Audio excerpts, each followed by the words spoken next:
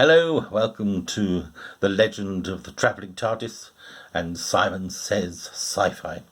And this week I thought I'd tackle a subject a lot of people talk about, which is the zodiac and astrology and what signs people are under and horoscopes.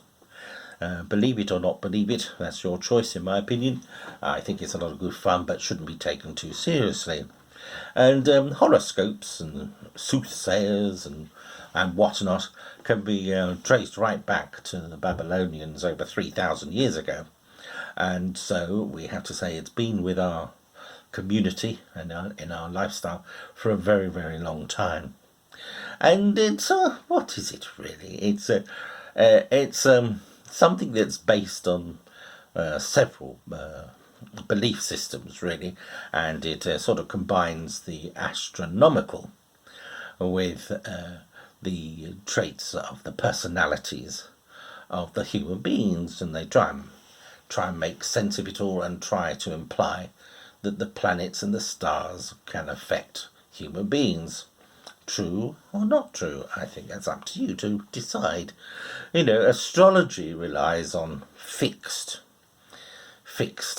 planets and stars in the sky, and scientists have done various testings and they found there's no evidence that astrology really works, and their main reason is that the fixed things in the sky aren't fixed at all, because the whole universe and beyond is constantly moving. So what was in one place 3,000 years ago is not there today. And then we talk about people having traits of a certain star sign, and people read what the traits are, and some of them get convinced that they do belong to the star sign they've been given. And then in recent years, as you disclosed, that NASA has announced a 13th star sign, and everybody got a bit hysterical.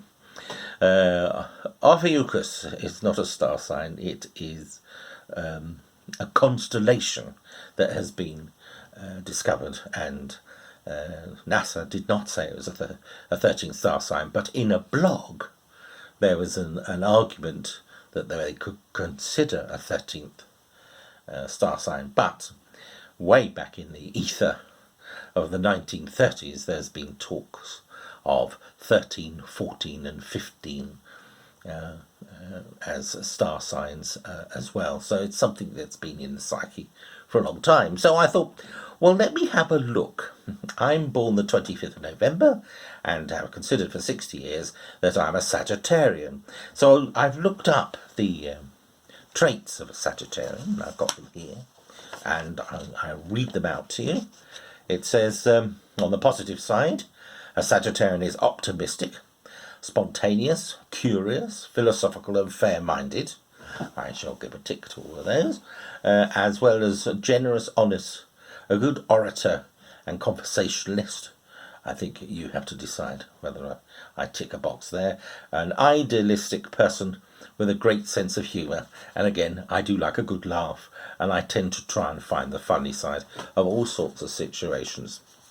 It also says that the Sagittarian's favourite colour is orange, red and yellow. Well, I must admit, some years ago I took part in some theoretical exercise, and I was told that yellow and green, which are my chosen colours, and to decide which one I prefer is very difficult, but I'd probably lean towards yellow.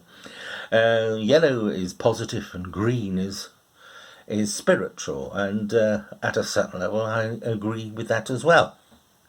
But Ophiuchus has come along and it's changed all the dates for the zodiac, and now I find I'm not a Sagittarian but a Scorpio, and this makes it really difficult for me to think, really, because for years and years and years I've been considered a Sagittarian, and I think to myself, well, everybody says I'm a typical Sagittarian.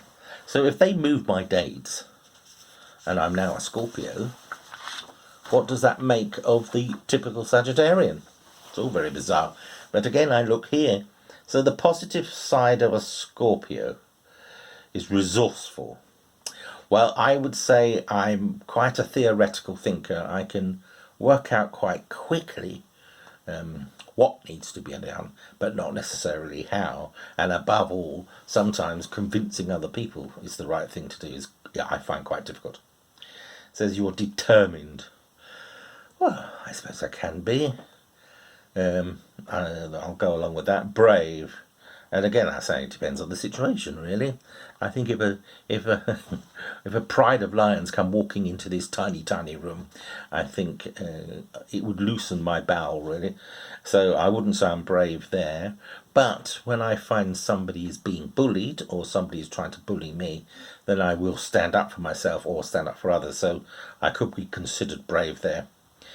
Ambitious. Yes, I am ambitious. I want to get things done, and yes, I'm disappointed some things haven't happened yet. But I don't let it give me sleepless nights. And the other side of the coin, it says in the negative sides of a Scorpio, jealous. It's for others to say, but I don't think I'm jealous at all. Secretive. Well, I don't know in what way I could be. It must be others who think I should be telling something will say that I'm secretive, but I have no idea what they want to know, so how can I tell them? And so all I can say is that when I am secretive, it can only apply to the Official Secrets Act. Resentful. No, I'm not resentful. I can be resentful on behalf of somebody else. I can often say, oh, that's happened to X. Why didn't Y get the same? But I'm never resentful on my part. There's no point. I'm controlling and manipulative, but again, that's up to you to decide if I'm controlling and manipulative. I don't think I am at all. In fact, I'd say I'm quite the opposite. Stubborn. Hand up on that one. It's a family trait. We are all stubborn, and we have joked amongst ourselves. We tend to be more stubborn when we know we're in the wrong. So I'll give that one a tick. It says my favourite colours are dark purple and black. Absolutely not, as I've already indicated. Yellows and greens are my colours. And favourite foods are spicy. And to that I'd say not particular. So I would say on the information given, I don't fit into being a Scorpio at all, whatsoever. But I fit very comfortably in the traits of a Sagittarian. So what does this mean? I don't know really. It means, well, it depends how you look at it. It's either complete bunkum, or maybe perhaps you just find your own star sign to be under. I know many people who say, "Oh, I'm not really a Pisces. I'm more like a Gemini," etc., etc. So maybe choose your own star sign if you have to. But like religion and like all sorts of things in life, I think horoscopes and astrology are sort of taking away your mindset and you making the correct decisions and taking responsibility for what you do, which I think is very dangerous, because then what that leads on to also is you accept what you're being told without thinking, and in my opinion that can be very, very dangerous. Well, that's it for this week. If you agree with me, yippee. If you don't agree with me, I'm terribly sorry, but at the end of the day, I don't really care.